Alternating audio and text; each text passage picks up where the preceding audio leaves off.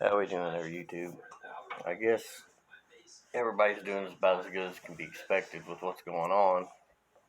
Uh, with the quarantines and the social distancing, which is a good thing. We need to knock fire from this thing's ass really quick, uh, and get past it. I've been sick for almost 2 weeks, still coughing stuff up. Feel better, uh, but kind of put a damper on me wanting to get out and work on the truck. I did make a short video there on the wastegates and so forth, and so I kind of thought I'd take the time tonight while grandson's asleep over there in my recliner. Wife's at work till 9, son's closing at O'Reilly's, so I'm here till probably 10:30 by myself today. Grandson's gonna go home.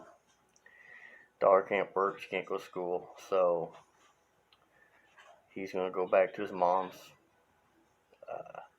We have this non-essential travel thing coming up, which, if it comes down to it, we'll go get him and bring him back over here.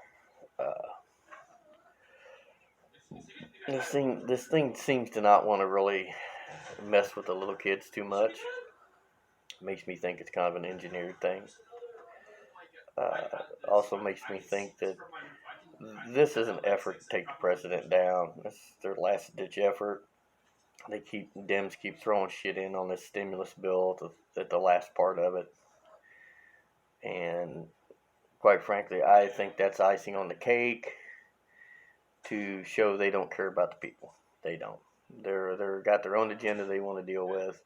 They're going to do everything they can to screw him over before the election, get Biden in there. I think their issue is get Clinton in there as a VP, then Clinton will take over, and I think that's what they're after. Between me, you, and this wall behind me. But I'm not really a political person, but when it gets to the point you can't ignore it, you have to sit back and look at it and think about it, and we're the ones that's going to make the difference. It's not going to be anybody else. Us people are going to have to do it. So think long and hard about that. The man that's tried to help us and do all he can, now he needs our help. So it's time to step up and help the man. I guarantee you, we don't want Biden or Clinton or anybody else in that White House. We don't want a Democrat. And after I heard Pelosi say today about asking the president to drop the lawsuit on the stuff with the Obamacare deal, I've had enough. I personally have had enough. I wouldn't piss on any of them if they were on fire. Democrats, that is. Pelosi, Schumer, Schiff, any of them. And every dog has their day. And I think the country, along with President Trump, we're getting ready to have our day. I think shit's going to hit the fan in probably the next 6 to 8 months. And hopefully for the good. We'll get rid of these rat bastards, and that's just what I call them. Now, onto the truck. I think I put in another video that I forgot to order the spacers for the headers. I did get them bought and get them ordered. $249 plus another $30 in shipping from Hardin Marine. There was another place that sold them, but Hardin Marine's where I went first. And talked to them about them. I told them what I wanted to do. They said it wouldn't be a problem. They're high temp coated. They're billet aluminum. They're 3/4 of an inch thick. So pretty much I'm using them for what they use them for in these high performance boats. Is to give tall valve cover clearance and to align your headers to go out through your transom in the back of your boat. So as soon as they get here Wednesday, according to UPS, we'll get started. My son's got me. It was cheaper to buy them through O'Reilly's, but I've got all the ties I need. I got the tool. I've got wrap. I had half of a roll, 50-foot roll, and I've got another whole 50-foot roll, so that'd be more than enough to wrap these headers with. Since there seems to be an issue, when I got the turbos, they come with these little stainless steel sealing rings that go between, basically they're meant to go between your exhaust V-band flange, I'm guessing. And I lost one somewhere. I don't know where. I've got one, and I can't find them anywhere online. I've heard guys talk about cutting header gaskets up, so I've got a copper set as well, but I've got some, I'm guessing they're graphite coated by looking at them. 3-inch collector gaskets that I'm going to trim down, and we're going to put them in there with a little copper high temp RTV to seal that up, where the adapters meet the header, because mine are just a butt flange. They don't have the lip on them like some of the newer stuff does. So we're going to do that. And if these leak, I'll put the copper ones in and try that. If not, then my turbos actually come from Max Speeding Rods. So to Amazon, not to eBay. I talked to them. It's something that's in with the turbo. They don't sell them individually. But I have researched it, and my son found a catalytic converter gasket that's the exact same thing. And people on eBay are wanting ungodly amount of money for them, like $19, $29. He got them for me for $2.99. It's a Felpro part. I got these two Summit. I've used them before in the past. Never had an issue with theirs. This is their copper header gasket. One set I've already tore open. But I've got two sets of them. One set to go between the head and the spacer, then the spacer, then the header. I will put a little copper RTV. I've always used RTV in my header gaskets, and I've never, ever had them leak. You need something to fill in the little imperfections. Even though this has a dimpled spot on one side, it doesn't have one. You can't see the back side, but well, these might actually have a raised lip on the back side. I can feel something in there. So let's just see. I'm going to pull this set apart. No, it don't on the back side. I did open that one to check.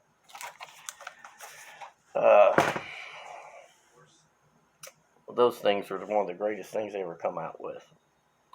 They make them out of aluminum too. I've used the aluminum ones, but I've always had better luck with the copper as far as not burning through somewhere. When I did my wastegates, I put it's a tile spring, MVR spring that I put in them. It's a 4.38 pound spring, or 4.36 is what they're rated at. My goal is somewhere between 8 and 10 pounds to start out. And we'll go from there. I've got boost controller. I've got two of them, one for each turbo. They're Grim Speed. They're manual boost controllers. If I need something, I got them. A bit pricey at $95 a piece just to have them laying around if I don't use them, but if not, I'm sure I find somebody that can get some use out of them. I'm all about paying it forward on stuff that I don't use. If you can help another guy out that doesn't have the money to do the stuff, that's what I like to do. But soon them spacers get there, or get here, we're going to start in on it. Start and get that done. I'm going to sit down and try to wrap my headers tonight. It's probably going to take me about an hour to wrap both of them. It's been about 30 years since I put header wrap on a set of headers. And plain steel, or even the ceramic coated ones, are a little rough enough you can get. It's easy, but these stainless ones are slick, so it's hard to get it to stay put while you start wrapping it. I've got the tool to tighten the clamps with, but if you don't, you can take a really small deep well 1/4 inch socket, just take a hacksaw and cut a slot in it, and it works really well too. That's what I used for a long time. But it works really well. You don't have to spend the $4 or $5 for the tool.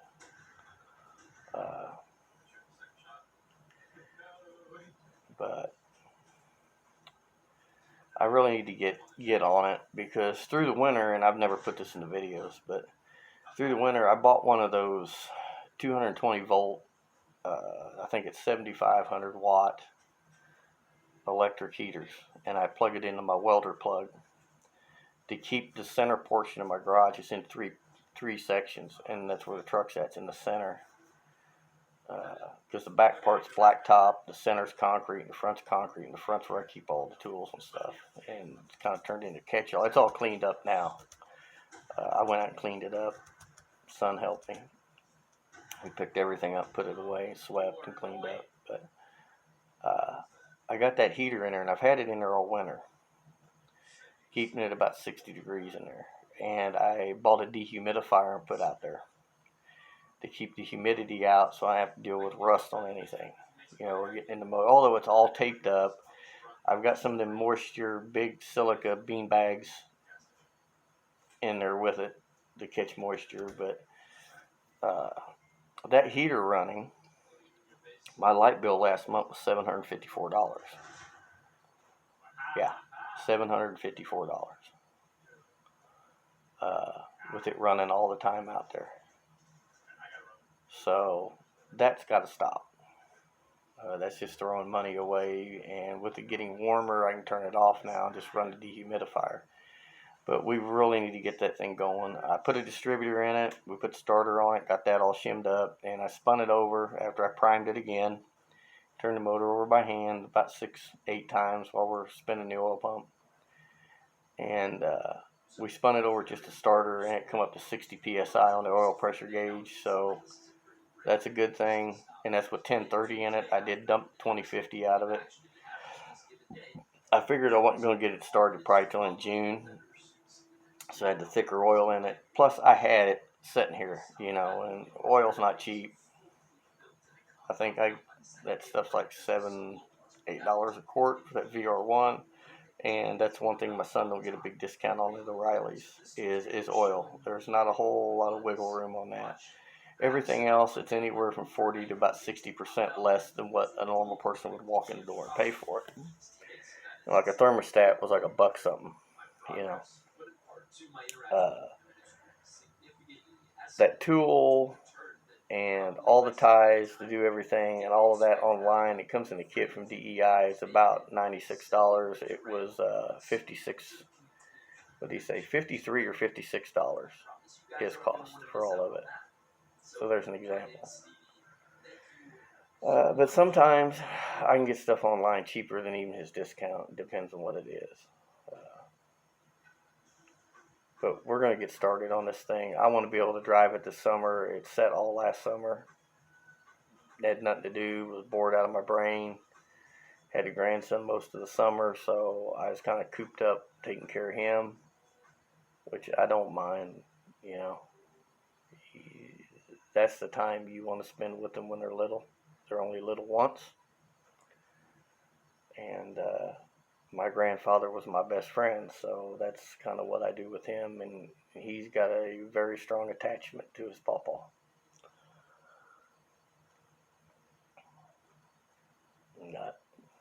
As long as the parts houses stay open where I can get little bitty stuff that I need as I need it, we're going to get this thing going pretty much as long as Summit stays open, like Summit Speedway.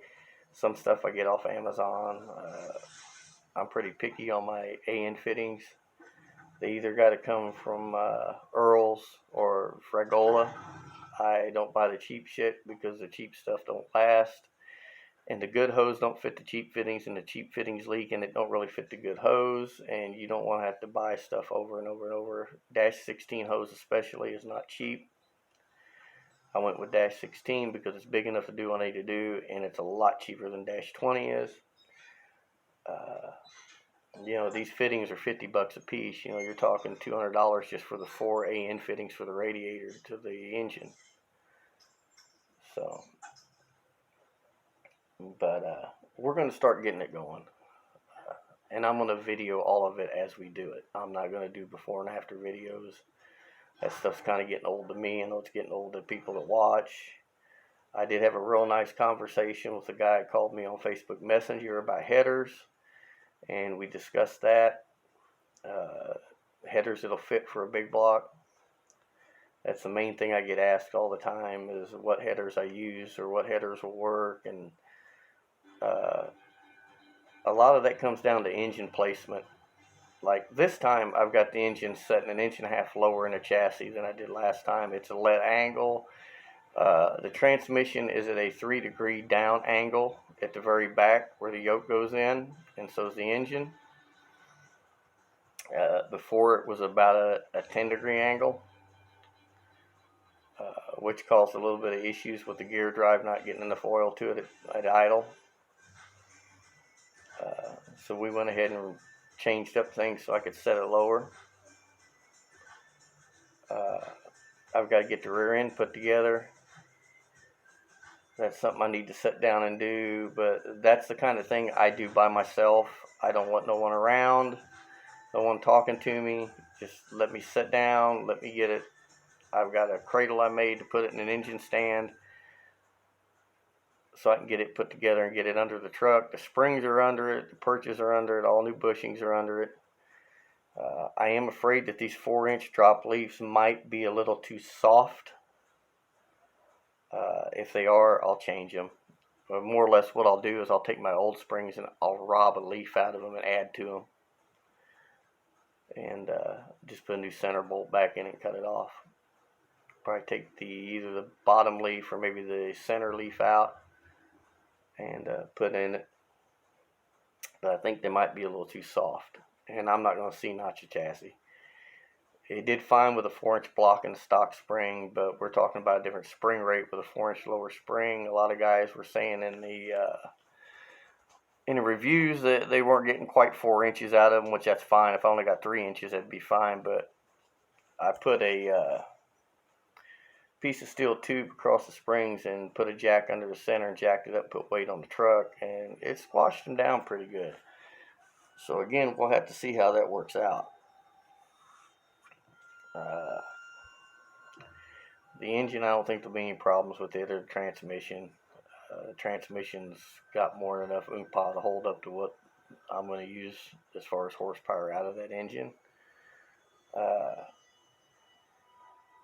And again, this turbo thing's all new to me. I'll play with it for a while, but if it starts to get too frustrating, I'm going to jerk it off and call Torque Storm and order a supercharger. I'm not going to mess with it. Or I'll put a fucking kit on it and call it done and spray shit out of it. It'll handle whatever I want. Rings are gapped more than enough for nitrous. So, and like I said, it's got Total Seal TNT gapless rings in it. So, but it's down to one of them things where that's all I've got to do is work on the truck. Money situation's not really going to be an issue because things in the past have set us up for the future, but there's a lot of people that aren't that lucky, and this is really, really sad time. You got people losing their parents, grandparents, great-grandparents, great-uncles, great-aunts and stuff to this damn bug that's going around, and there's no reason for it.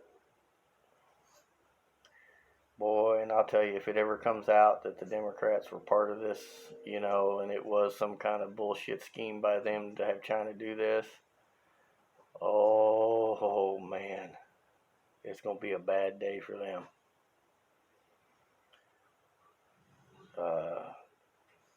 But there's motive behind this. You can get your ass. There's motive behind all this. This just didn't happen by accident. Like I tell people, I'm not really religious, I'm spiritual, not very political, but when it gets to the point it starts affecting you personally, then you cannot just ignore it and catch stories here and there about it. You got to start paying attention to it because your livelihood depends on it. And now we're in that boat. The whole country's in that boat. And I'm one of them people that I don't want this crap. I've got multiple sclerosis. I was diagnosed in 2001 after a serious back injury because of accident at work. Ex-smoker, so I know my lungs are screwed up. And I've got high blood pressure. And I take beta blockers twice a day for it, and I take an aspirin a day.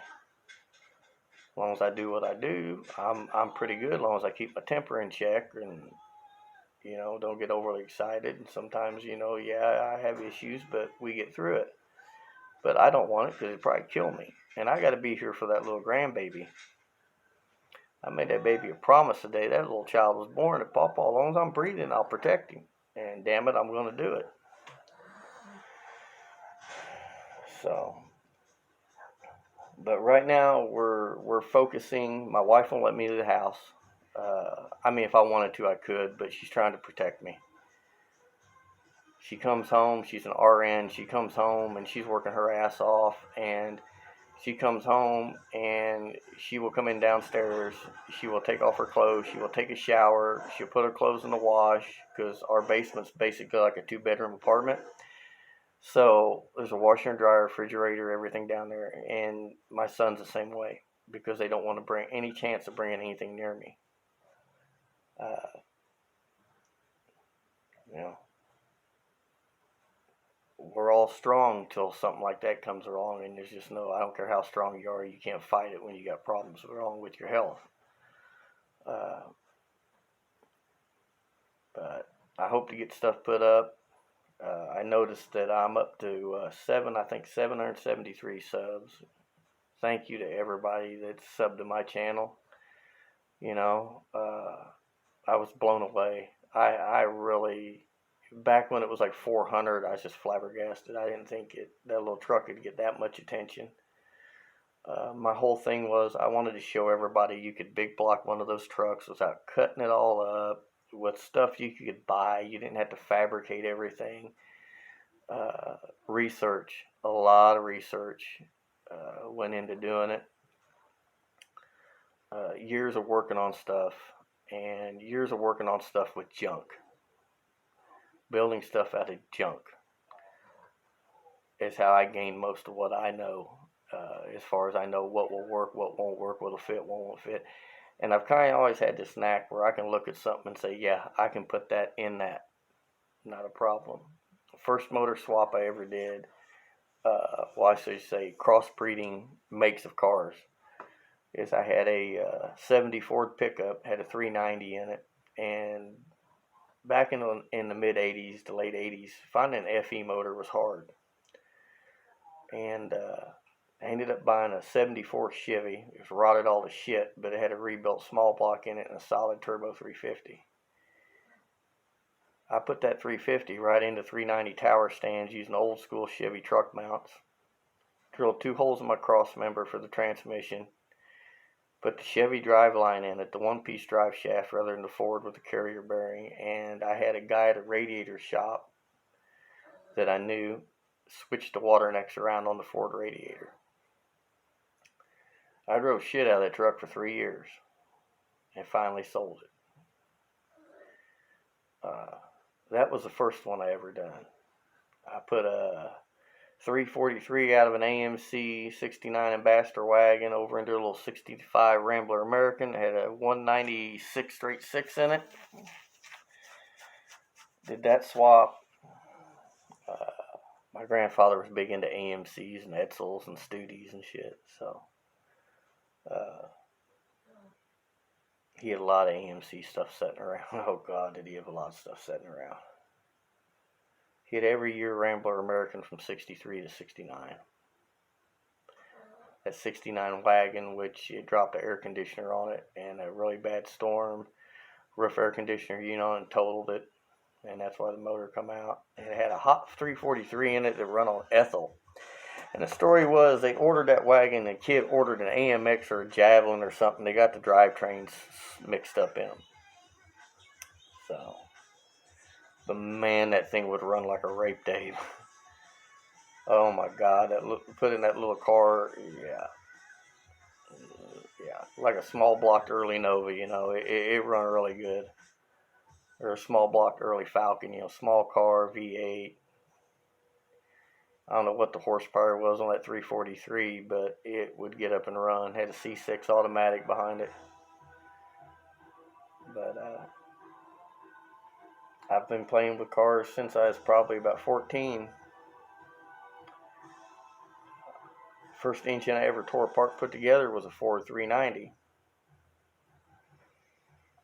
So ended up, I put together out spare parts. It had a 410 Mercury bottom end, a set of 390 PI heads, scavenged parts from 360s, 390s. It had an Edelbrock intake because I refused to put that 92-pound intake back on that engine. And if I remember right, that's what those FE intakes weighed, was about 90 plus pounds. So, but I think I've rambled enough.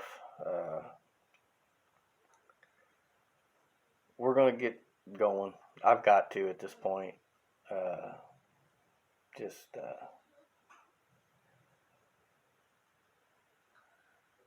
Taking care of the grandsons just occupied so much of my time. I ain't be able to work on the truck like I did before. So, and he needed me more than the truck needed me. So that's what it is. You know, he'll be 4 in November, same day as his mama's birthday. And I bet you, out of all the time he's been alive, that little guy has spent 95% of it with me. So I can't go nowhere without him. I get up and leave the room, he'll follow me. Now, yeah, that might cause problems later on, but I don't think so. It's my buddy. So, anyway, I've rambled enough, people. Told you enough stuff, everything except about the little truck, but let's see if I can show you this. If you look right over there under that spider plant where that file cabinet's at, all of that is just parts that's got to go out yet. And to the left of there, there's 4 of those biggest totes you can buy at Walmart full of parts to go out for the truck. I knew what I wanted to do, and we started buying stuff. My son started helping too, and this is something we're doing together. And the old motor that was in it, transmission, as soon as we get a chance to go drag it home, now it's just quarantine, it's probably going to sit at a buddy's house for a little bit, but he's got him a little Monte Carlo SS, so we're going to put that in. So I want to say it's 85, 86. It's that blue that they had with gray interior. Straight car. It ain't got no rust on it. It's got a few little dinks in the front fender on one side. The interior's in real good shape. Just got a little wore out 305 in it. So I think it's got a $200 transmission in it, but that's all going to come out anyway. I'll find somebody to give it away to. So, yeah, but we're going to start on that. As soon as we get the truck up where it's running, then we'll go there. But everybody stay safe, stay sanitary, stay hygienic, wash your hands, wear clean underwear. That's what your mom always used to tell me. Make sure you wash your hands, make sure you always got clean underwear. I'm just joking, but yeah, wash your hands. From what they say, this stuff spreads really, really easy, but it's also very fragile. Soap kills the outer membrane on the cells relatively quick. So that's what my wife's telling me. She's an RN, so, and she's been researching this shit constantly. So, and she's got friends in the medical field that help out too. So, with that being said, everybody, again, stay safe. God bless everybody. Help those that need help. Be safe about it. Don't endanger yourself or them. And we'll get through this. We'll get through this. We're all too stubborn and too hard-headed not to. Later.